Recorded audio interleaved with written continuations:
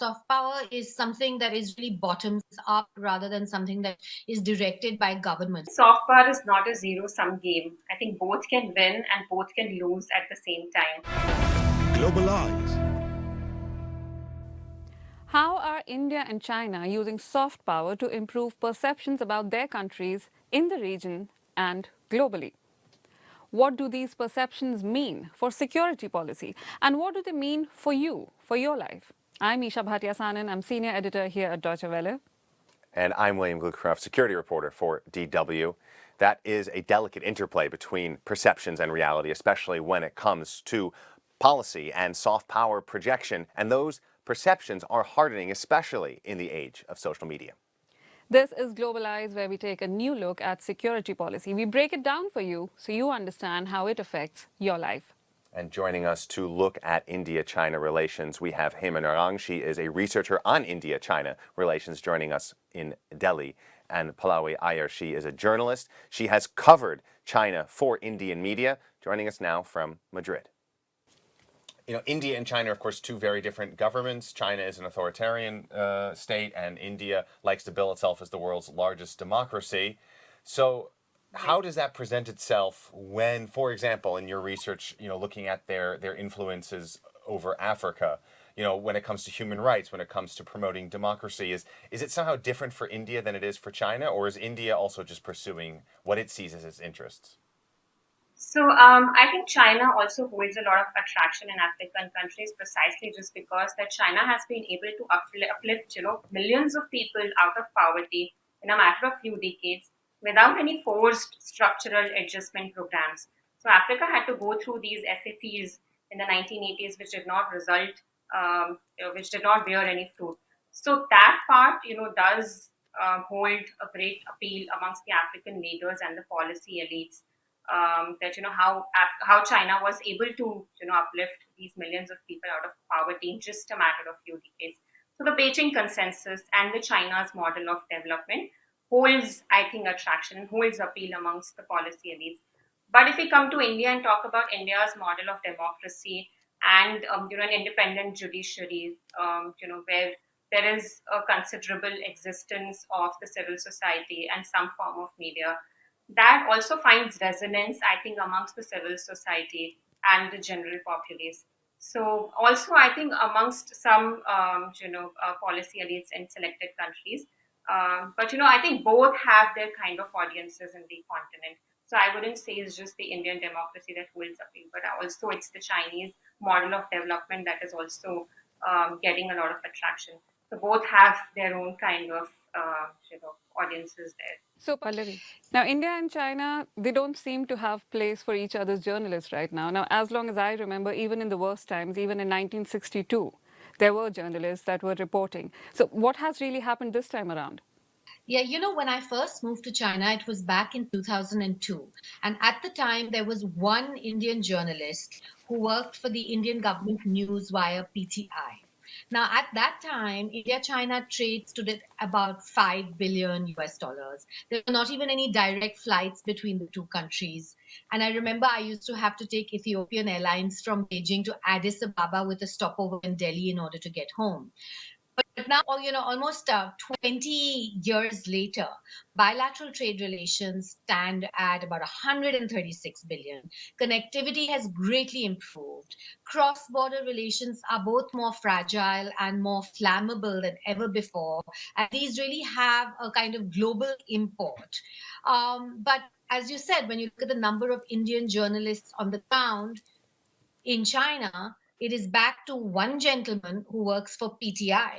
So that in some ways, this is a classic example of the more things change, the more they stay the same. And I think even this last man who is standing right now is in danger of having his visa revoked because there is one Chinese journalist left in India who works for Xinhua, who is also waiting for a visa extension. And essentially what we are looking at are tit-for-tat measures. With time, one Chinese journalist's visa is not renewed. India, the Chinese then revoke a visa for an Indian journalist. They want the parity. So that's really what we are looking at. And the number of Indian journalists in China and vice versa is soon going to be zero, which is perhaps an apt way of describing the absolute nadir that the bilateral relationship seems to have reached. Yeah, it's almost like journalists are being treated like diplomats. You often hear this tit for tat thing. A country throws out diplomats of another country, so the other country throws out diplomats of their country. But here you're seeing this with journalists. You mentioned just now the more things change, the more things stay the same. What accounts for that? Because as you've pointed out, in so many ways, China and India are benefiting from stronger relations. And in some other ways, things are, as you said, more flammable than ever. So what accounts for that contrast? Yeah, I mean, essentially, as things have become worse on the diplomatic front, resulting from continuing tension on the borders, we also have seen the emergence in both China and India of a lot of nationalist hysteria, of xenophobia, of social media, Weibo and Twitter sort of becoming increasingly important. And it's a crying shame, because I think, on the ground reporting is the only thing that can actually in some ways correct the misperceptions that are so rampant on both sides of the border. Both sides seem to be more interested in what we colloquially call WhatsApp university than in really understanding what the situation on the ground is. Hema, Pallavi has just talked about misperceptions. Now, you've also briefly been to China for your research. How did you see things there? What is the perception of people in China about India? The perceptions in China about India have been varying over the past few decades, and I would say the last few years have reshaped the opinion among the general populace. Last month, I think Tsinghua University had published a survey which said that the opinions amongst Chinese about India is gone down to a real low. Even below the United States and Japan, the percentage has gone down to that low. So the perceptions amongst the general populace doesn't seem to be much on the positive side, and it's been falling to newer, lower, ranges now. When I was based in Beijing, this was between 2002 and 2009. So it was a 7-year period. And one of my main beats really used to be perceptions. And there was a important visit, if you had an prime minister going across to China or the Chinese president visiting India, which had begun to happen with some regularity in that window of time. I used to be asked to sort of go out onto the streets and just randomly waylay people and do vox pops, like ask them what's the first thing that comes to your mind when you think of India. And it was a very interesting exercise. I repeated it over several years, and there would be some negative opinions like, oh, it's a very poor country, or oh, there's too many people, you should have the one child policy. But more than that, usually people would talk about Buddhism as a major connector. There was this idea that India is still a Buddhist country, and people would say Foja and sort of bend in respect in a sort of namaste like a hand gesture. There was also very much the sense at that time that India was beginning to rise as a global soft power country, and I would hear a lot of people saying that China is very good in hardware, India should be very good in software. We can sort of come together and we can be a formidable Chindia. It was very rare to hear people talking about the border dispute at the time.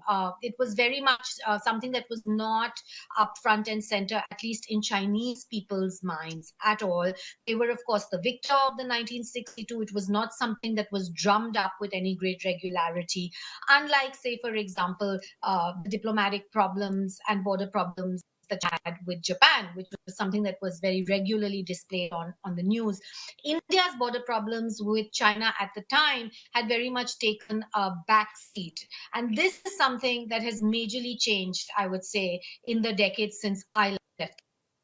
Yeah, so I was just saying, I was agreeing with her and saying that in the last 5 years, it's the scenario that has changed massively. But prior to that, if you're traveling to places like Beijing or Shanghai, and if you are having a conversation there, so people would definitely talk to you about, say, the movies, Amir Khan movies, the Bollywood, or the Indian cuisine. So there was definitely a positive perception as well there, but I think which has massively changed in the last few years.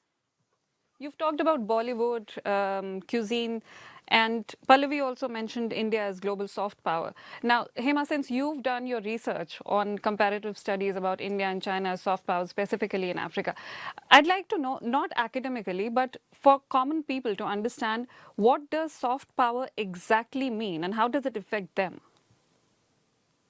Yeah, so soft power would be something that flows very naturally, very organically from a country's attraction. What is it that why is it that country is so attractive to the general populace of say some other region or place? So uh, going beyond even the definition of what exactly Joseph Nye would define it to be or any other scholar would define it to be, is just the country's attractiveness. And how do you measure that country's attractiveness, in what terms, and in what kind of indicators? So, Hema, so in that regard, is India playing a good soft power game? Would you say in your research, looking at its role in Africa and competing with China on that regard? What is the soft power play that India has? So when we talk particularly and specifically about Africa, and when I look at it in comparison with China, so I look at soft power and I look at the role of the state that a state plays when we talk about soft power, and I differentiate soft power from terms like public diplomacy or propaganda. So say the Hollywood of United States or the educational institutes of United States that have a massive attraction all over the world. So that is something that needs to be counted upon when we look at soft power, even in countries like China or India. So when we look at the soft power of China, we need to see what is the role of the state that is being played out, the massive amount of resources that the state invests in building a certain kind of image. And when we look at India, we'll have to see what is the role of the state then, in building those public diplomacy images, or how is the soft power then playing out, vis-a-vis the public diplomacy and the propagandist mechanisms.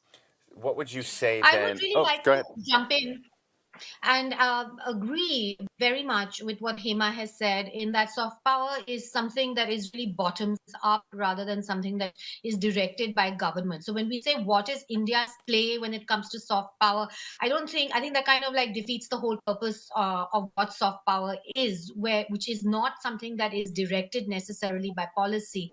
In the case of China, for example, we've seen that they've set up over the last 2 decades Confucius institutes all over in a bid to increase their soft power. But in fact, those Confucius institutes have often ended up being seen as with suspicion, and it is that are images of propaganda rather than something that have increased China's soft power. So, I mean, I have always thought that India has been a very soft power player both in the world, and I think it was even possible to see it as being a big soft power player in China, at least at the time that I was there. And that was a kind of interesting asymmetry, because China did not have that kind of soft power in India, but I think India did in China. Again, I'm talking about a decade ago. Whether we would, Hema had mentioned Amir movies, but long before Amir Khan movies in the 1950s, 1960s, the only foreign films that were officially allowed to be shown in China were the socialist theme heavy Indian movies from the Raj Kapoor era, like Avara, and you would have people of a certain demographic in Beijing who would burst out singing the songs from that era, even in the 2000s. Their idea of Indian women was that they were very beautiful, that they had very large eyes. They were interested in the food. So there was generally a sense of being attracted to the country, even though this was a poor country, even though this was not a country that had the kind of hard power that somewhere like the US might have. But religion as well, the fact that Buddhism had come from India to China and had had such an important civilizational influence, was something that Chinese people were very conscious of. So when we looked at the sort of India-China dynamic, there were asymmetries everywhere, and in most ways, China had the advantage. It was a much richer country. It had much better infrastructure. It had a better ability to project power abroad. In economic terms. But I do think that when it came to soft power, it was advantage India, where generally India was seen positively not only in China at that time, but also globally. So you said was. You're speaking in the past tense. You're describing a situation that India actually got off to a good start, so to speak, in terms of influencing perceptions. What, in your view, has changed? The border dispute. I mean, essentially, during the decade that I was in China, the border dispute had not been resolved, but it had been put on the back burner. Both governments had decided to move ahead on other areas like economic development, trade, and so on, and leave in some ways the border dispute for federations to sort out. That does not seem to have happened, and from 2008 onwards, we have seen regular flare-ups and resulting in loss of lives and shots being fired, things that have not happened for decades on the border. And we've also seen the rise of two leaders across the border, both of whom are very nationalist and populist. I think that has also ratcheted up the rhetoric, which has not had the case. Hema, how do you think soft power, the perceptions have changed under Modi and Xi Jinping? Soft power perceptions under Modi and Xi Jinping, I wouldn't say that soft power perceptions would have. So we do see a lot of on social media, especially in China, about Modi, and there are specific terms also that netizens in China refer to while they refer to Modi, and there are specific terms that they use for him. So there is a lot of curiosity around him, and I think that is one of the points that that can be highlighted when we look at the soft power that has been generated by in his leadership, with him coming to power. What kind of terms do you It's mean? a Chinese term. I think that has been used by the Chinese netizens for him. I am not sure if I remember it correctly. And I think under President Xi Jinping, India doesn't, I don't think there has been a much change. I mean, Indians there's a certain section of Indians who do view China as authoritarian, as an aggressive country, while there is a populace that is more interested in the economics of it, market seeking. So I wouldn't really say that soft power perceptions changed greatly, but there is some impact there. And China's been known for having a aggressive foreign policy. And now Indian foreign policy also seems to be going in that direction. You see the tone that the foreign minister takes. He said in very clear words that the relationship between India and China, they are not normal, and if I may quote, that they cannot be normal if peace and tranquility on border areas are disturbed. So how do you see this? Like, in which direction is this going? Yeah, this is like a new normal in the China-India relationship. That we are back to the square one. We are back to looking at the border disputes again, where all the framework that was being looked at, the CBMs, the confidence building measures, or the special representative program, that is all broken down now. And that tacit understanding that existed about the border disputes, where that was put on the back burner, and other issues related to economics or culture or tourism or technological, everything was going ahead. But now that that tacit understanding has broken, it has triggered the security sensitivities of each other. So we are back to square one, I think, and that has a spillover effect on everything else, where India has banned the Chinese apps, where India has not going ahead with a lot of contracts with Chinese technological companies, infrastructure companies. So this is going to have an effect on all other spheres. So that decoupling, the forced decoupling, is happening between the Chinese and Indian economic side as well. Then, Right. Pallavi, you wanted to say something. I mean, I think the huge difference that we are seeing over this millennium is the rise of China, and where China was globally affected the bilateral relationship in 2005, and it affects the bilateral relationship in 2023. It has become the second largest economy in the world. It has the US on the back foot, and as a result, I mean, strategically, China has become this great obsession for all the big powers in the world. And then India has a role to play because it is seen as a very useful hedge against China's rise.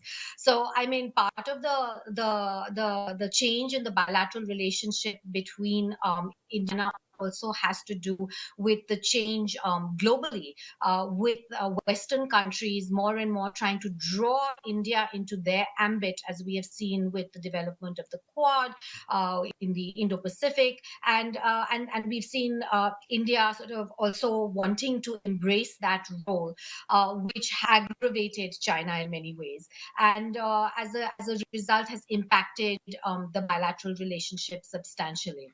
Embrace, you say, but not in all ways. I mean, when it comes to the war in Ukraine, for example, the United States would like to see much more and deeper Indian support and more distance with its long-term, especially military relations with Russia. So I'm Yeah. curious. You say that India wants to embrace this sort of hedge, a Western hedge against China. Maybe you can detail a little bit more because I see both aspects. Yes. What India wants, of course, is strategic autonomy, right? It wants to be able to have its cake and eat it too. In many ways, that's what most countries around the world want. And powerful countries have had a history of being able to do that, whether you look at the US. China now feels that they are in a position that they have risen to the point where they can assert their authority in that way, which is why I also think they ended up becoming much more aggressive on the border with India post 2008, because they made assessment of their comprehensive national power, and they arrived at the conclusion that now they were strong enough to actually start asserting their national interests abroad. Right. I'm curious, the United States and the European Union are trying to figure out how to characterize China and their relationship with China. Competitor, systemic rival, these kinds of terms get thrown around a lot, and it's sort of everything. I'm curious, maybe Hema, you can talk more about this. How do China and India see each other? Are they rivals? Are they collaborators? Are they leaders of the global South? What is the relationship? How do these two sides see each other? So, Chinese leaders have repeatedly mentioned that Asia is a large space that can accommodate interests of both the powers, China as well as India. And we do not need to see this competition really essentially as a zero sum game. But looking at how these both Asian powers are seeking hegemony in this space, there is going to be some sort of rivalry and competition. But I think we do not need to see this relationship in terms of strict binaries, competition, conflict, or cooperation. So I think there is a need to look at this relationship beyond the binaries, the strict binaries of competition and conflict, and see this relationship as a multifaceted engagement, and look at different facets of these engagement, the border disputes, or maybe the military part of it, and then the economic or cultural part of it as a different manner, and then assess, how do they view each other in that aspect. So we know about the border dispute. Maybe you can give us some examples about, where do we see this? Where would, normal people in the world see collaboration, see competition, see rivalry? Where does that kind of come up, especially, I would imagine, economically? I was just giving an example from Africa. So when there are oil deals, we do see competition between Chinese and Indian state-owned enterprises vying for, oil exploration deals. But there have also been instances where they both have collaborated, and in certain deals in African countries like Sudan. So there have been examples of both competition and collaboration, and I think there can be collaboration even on say issues like climate change. So there would definitely be some areas where they can collaborate, but competition or some sort of antagonism is bound to exist also in that space. Yeah, I mean, I think when it comes to competition, it's quite clear. It's on two fronts, political and economic. Politically, India has traditionally seen a lot of the neighboring countries as sort of being in its ambit, right? South Asian countries, Sri Lanka, Bangladesh. It has its problems with Pakistan, Nepal, and Myanmar. And we have seen steady, well, I don't know what the right word is, influence perhaps of Chinese in all of these countries, developing ports, for example, that was known as the string of pearls strategies of China, kind of encircling India with a string of pearls in all of these countries that India has traditionally seen in its own ambit, giving them loans, helping to build infrastructure, and essentially being a kind of alternative power to India. India has long kind of played big brother in many of these nations, and that has sometimes evoked resentment in these nations. And that resentment is something that China has actually taken advantage of and sort of moved in. So there's a political competition for who has actually strategic power in these countries between the two. Economically, while the two have both developed their bilateral trade, it's a very uneven bilateral trade with a huge deficit in favor of China. And India has ambitions to becoming a manufacturing superpower, something that China really has been and would in many ways like to take over some of the manufacturing that is moving out of China as a political hedge, but has so far not been successful in that. As far as areas of collaboration are concerned, I think one major area of collaboration that we had seen develop over the years was in education, with tens and thousands of Indians flocking to China, particularly to medical colleges, to study over there. But again, because of the pandemic and the restrictions, we're seeing a dialing back of that. One area where collaboration really was flourishing. When it comes to things like climate change, there's been a lot of talk about that over the last 20 years, as there has been talk about hardware, software collaboration, but we haven't actually seen this coming to fruition. Unfortunately, the strategic and political competition only seems to be heating up, and it has something to do with the particular political leaders that the two countries have at the moment as well. And when you talk of competition, do you see any competition in the media landscape as well? Now, there's a latest survey that shows that 43% of Indians believe that China is enemy number one. So Pakistan is no more the biggest danger. It's China, and the main reason behind that is the way Indian media portrays China. How are things in China? How is India portrayed there in media? I mean, again, the problem that we are seeing is that we do not have on the ground journalists. So when we are talking about media portrayal, what is this media portrayal? I mean, these are people that are essentially not. You might have somebody from Delhi who's not moving out of their desk, who's calling the same old sources, usually in the military. Militaries have their own vested interest in terms of portraying relations in a very particular way. I, on the other hand, when I was in China, would write about a whole range of stories, as would other foreign correspondents who are on the ground. So I'll just give you a couple of examples about why it is important to have journalists on the ground covering it, because it humanizes the country, it holds a mirror up to your own country, it helps you to understand what, in fact, are the commonalities. The commonalities are not just there in education or in policy, the commonalities are there in society.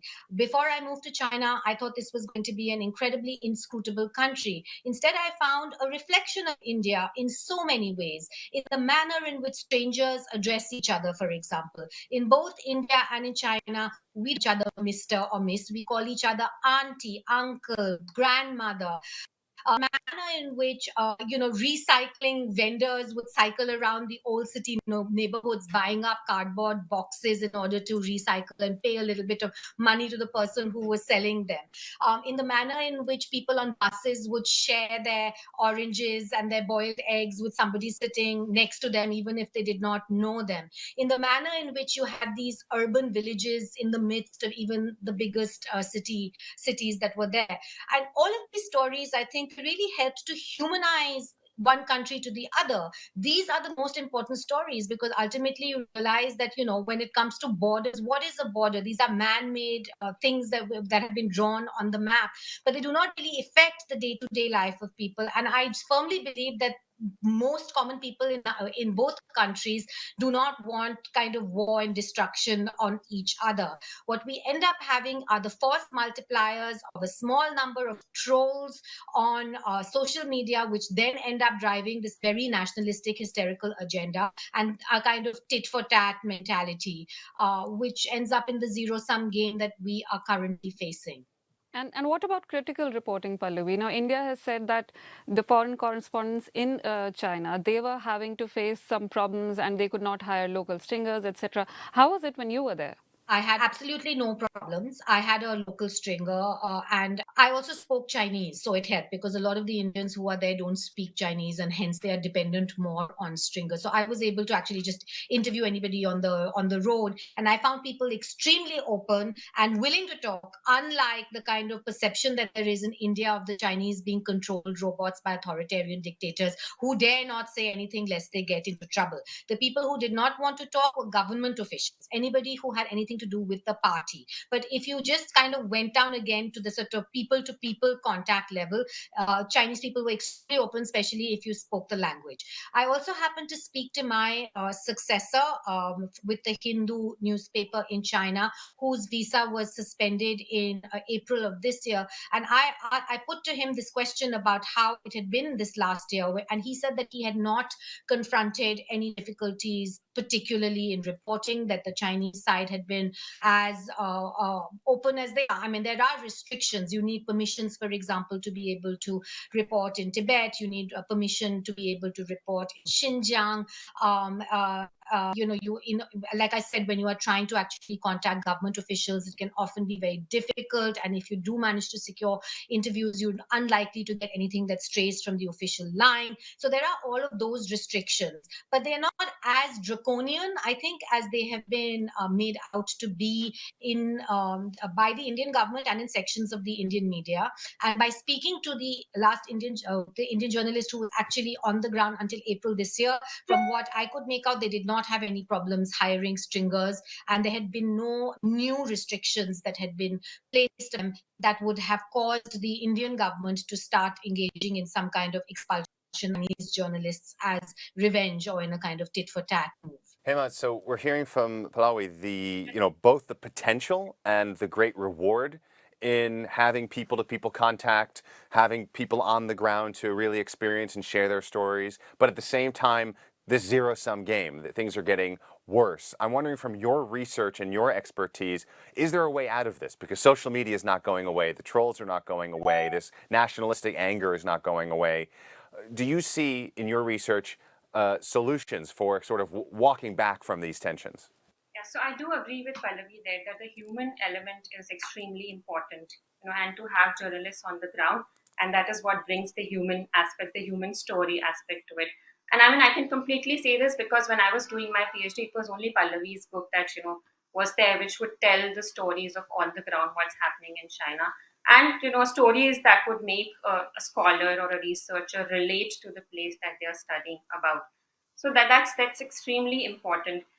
Solutions to the current scenario right now is bleak. I mean, because since to speak less of rhetoric and more of what the reality speaks about is the entire structure has broken down, and to put that back in place would require a lot of efforts from the policy elites first, and that process of disengagement is going to be very slow because both the countries have a varying, an extreme, perspective to how they want to resolve the dispute right now.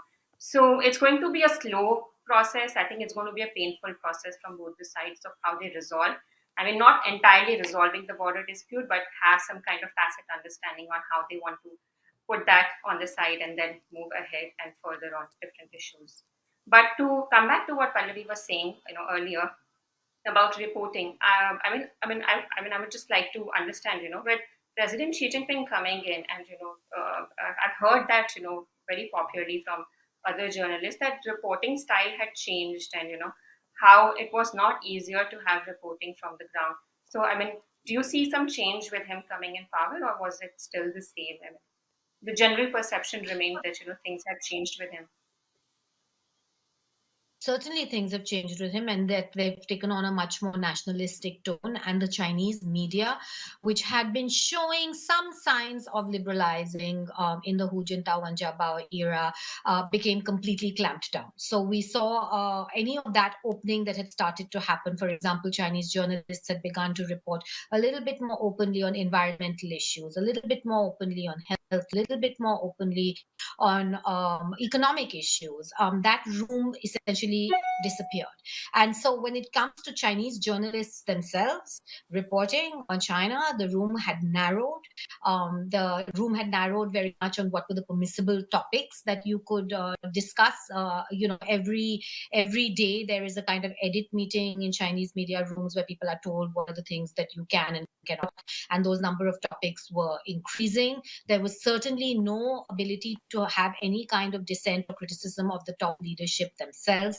So what we would be seeing about Chinese media reporting on China had changed very much, and I assume that there was also a knock-on effect on Chinese foreign correspondents and what were the subjects that they were reporting on from other countries.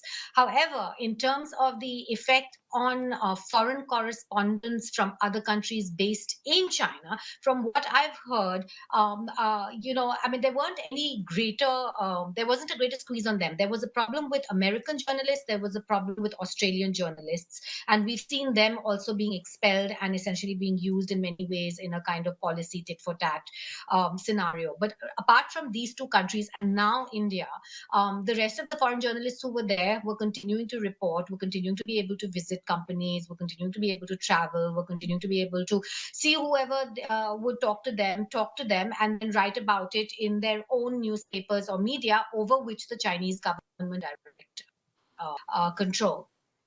Pallavi, what do you think will happen in September when G20 summit takes place? Will there be dialogue between both the sides? Will there be enough reporting from both the sides? So there will be dialogue, one hopes.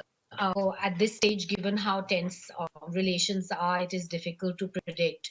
The point is that dialogue that actually moves the needle forward or not. And I don't think that we are in a position right now where we are going to see any major breakthrough.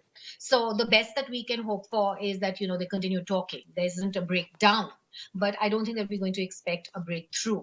And as far as reporting is concerned, I think we're just going to see more ad hoc reporting. From what I know, the Chinese government now invites quite a few Indian journalists over to China on like short fellowship programs for 6 months or 9 months, and pays for them to go around reporting on China. But we must remember that this is very much part of their propaganda efforts. It's paid for by the Chinese government. They are taken specifically to report on certain issues. Their interviews are all controlled and fixed up. And invariably, these are journalists speak the language and therefore are unable to sort of break out on their own in any case. So we will continue to see reporting, but I think we're going to see a much more kind of controlled reporting. And I also fear that we're going to be seeing it on the Indian side. Our Indian government is no great fan of free media either, and does not seem to be particularly concerned that there's going to be no on the ground reporting in terms of Indian journalists in China. They have not offered any help. They have continued to expel the Chinese journalists, so that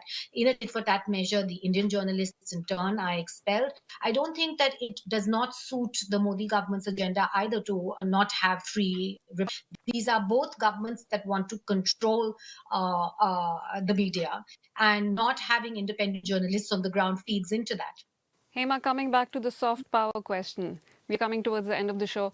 Who do you think is winning the soft power game? Do you think India can match up the Chinese game? I think soft power is not a zero sum game. I think both can win and both can lose at the same time. But if I speak of Africa, I think India has an upper hand there because India has deep rooted historical connections. India has a large presence of diaspora, which has been there for a very long time. Connections, cultural connections, there has been a familiarity, some affinity, cultural and language affinities that exist there. So India has an upper hand there, while China, it seems to be the state which is pushing through, a certain agenda on the continent. But not to say that China does not have absolutely any soft power. Chinese soft power does come massively from its infrastructure projects, which garner a lot of visibility and attention on the continent. So to say that one is losing and the other is not, and I think that would not be correct. I think both can win and both can lose at the same time. Thank you, Hema. Thank you, Pallavi, both of you, for your time. Thank you. Thank you very Thank much. you. It was lovely talking to both of you. And to you. Thank you. That was Pallavi Aiyar joining us from Madrid in Spain, and Hema Narang joining us from Delhi in India. And they both gave us a lot to think about in terms of Indian-China relations, the world's two largest countries with very little to say to each other right now, which is kind of a scary prospect. Very little to say to each other, and very little that journalists can now say about India and China, because there are not going to be any. Like Pallavi said, there's the last man standing, and the people-to-people contact, that's going to be really zero, probably. And how that impacts the soft power that we were talking about, that is not necessarily, as we heard, a zero-sum game, that one country's winning the soft power game, one country's losing. They can both win, they can both lose. But it seems like if there isn't that human-to-human contact, we're all going to lose. And there are going to be perceptions, which are changing, which change with social media, which change with the way things are reported. But now that there would be no reporting, let's see what perceptions are going to be like. What do you think? Do let us know. What are your perceptions about India and China? And what do you think? Who is winning the soft power game, if any of them is winning? We'll be reading your comments. This is Isha, Bhatia, Sanan. I'm Wayne Glucroft. Signing off. Bye-bye. Global Eyes, a new take on security policy by DW.